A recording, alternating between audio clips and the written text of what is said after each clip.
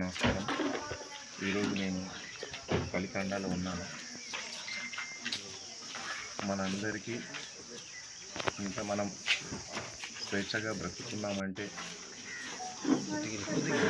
భార్య పిల్లలతో, కుటుంబ సభ్యులతో ఇలా మనం తిరగలుగుతాము, ఉంటున్నాం, సంతోషంగా ఉంటున్నామంటే మన భారతదేశం కూడా ప్రశాంతంగా ఉంటుంది. మన భారతదేశంలో ఏ అల్లకల్లోలు లేకుండా ఉంటుంది అంటే దానికి కారకులైన వాళ్ళు మన జవాన్లు, మన మిలిటరీ వాళ్ళు.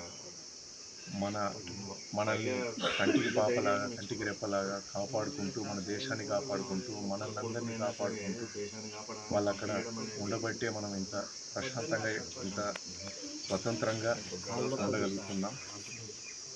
అలాంటి తరుణంలో ఈ మధ్య జరిగిన ఈ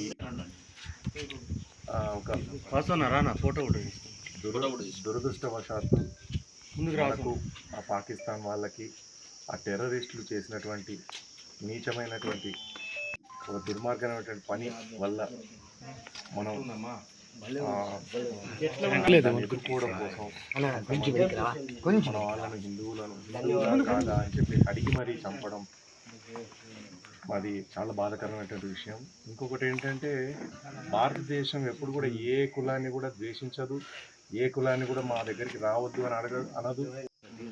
ఏ కుల మతాలను కూడా ఎప్పుడు కూడా చిన్న చూపు చూడదు. అందరికీ పెద్దపీట వేస్తూ అందరినీ భారతదేశం ఎలాంటిదంటే ఒక తల్లి బిడ్డను ఎలా అయితే కడుపులో పెట్టుకొని చూసుకుంటుందో భారతదేశం ఎలాంటి అంటే ప్రతి ఒక్కరిని గుండెల్లో పెట్టుకొని కడుపులో పెట్టుకొని చూసుకునేటువంటి దేశం మన భారతదేశం. ప్రతి ఒక్కరిని రాణిస్తారు, ఎవరినైనా సరే. ఒక చెట్టు ఉందనుకోండి, ఆ చెట్టు నీడల ఏ కులస్తుడు పోయినా కూడా ఆ చెట్టు నీడనిస్తూ ఉంటుంది. ఎలాంటి వాళ్ళు, చెడ్డవాడు మంచివాడు ఎవరు వెళ్ళినా కూడా వాళ్ళకు నీడనిస్తారు. అలాంటి భారతదేశం దాన్ని రకరకాలుగా చిత్రహింసలు చేస్తూ మన భారతీయులని రకరకాలుగా వెంటాడి చంపుతున్నటువంటి వాళ్ళకు గుణపాఠం చెప్దామన్న తరుణంలో పోరాడుతున్నప్పుడు మన మురళీ నాయక్ ఇంత అసలు ఆయన గురించి వింటా ఉంటే ఎంత అంటే ఎన్ని చెప్పినా తక్కువే అన్నట్టుగా ఉంది. ఎందుకంటే అద్భుతమైనటువంటి వాలీబాల్ ప్లేయర్, మంచి స్పోర్ట్స్ మ్యాన్, మంచి హైట్, పర్సనాలిటీ, అది కాకుండా మంచి తనం, ప్రేమ గుణం, ముఖ్యంగా తల్లిదండ్రులు అంటే ఎంత ప్రాణం, ఎంత ఇష్టం, స్నేహితులంటే ఎంత ఇష్టం, తన ఊరన్నా తన దేశం అన్న ఆయనకి ఎంత ఇష్టం అనేది మనకు తెలుస్తూ ఉంది.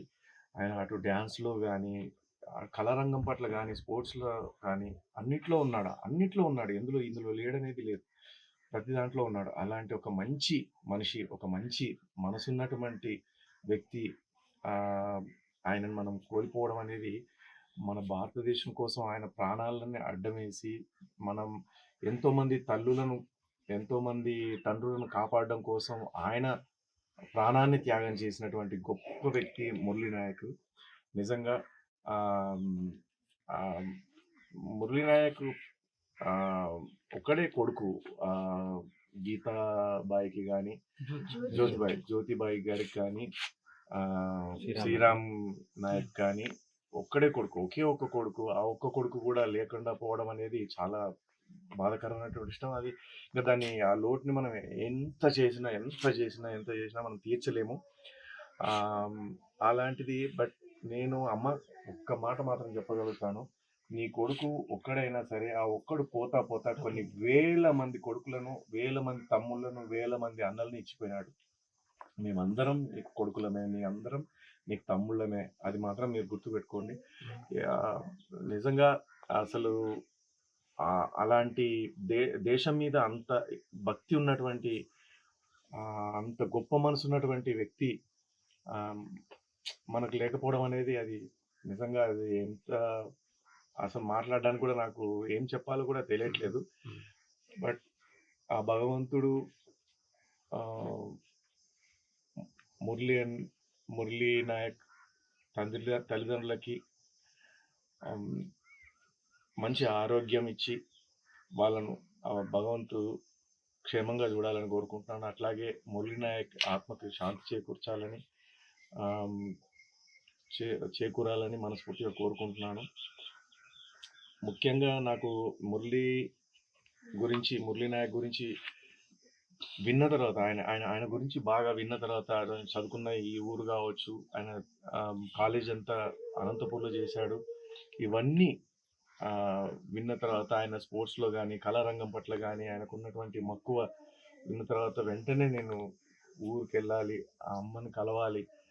సో, అని చెప్పేసి అనిపించింది. అంతే కాకుండా ఆయన మన దేశం కోసం ఆహ్, ఎంతమంది దుర్మార్గులను ఆయన చంపి ఆహ్, ఆ పోరాటంలో ఆ దుర్మార్గులను నీచులను చంపుతున్న సమయంలో ఆయనే మళ్ళీ ఆయనకు దెబ్బలు తాకి, ఆయనకు కూడా ప్రాబ్లమ్ జరిగి, ఆయన ప్రాణాలు కోల్పోవడం మన భారతదేశానికి మాత్రం ఆయన నిజంగా ఒక మంచి ఏమంటారు ఒక ఒక మంచి జవాన్, ఒక మంచి వ్యక్తి మనం కోల్పోయాము. ఒక మంచి జవాన్ని మనం కోల్పోయాము అని చెప్పేసి ప్రపంచం అంతా కూడా ఈరోజు బాధపడతా ఉంది. మురళీ వినాయకుని తలుచుకొని బాధపడతా ఉంది.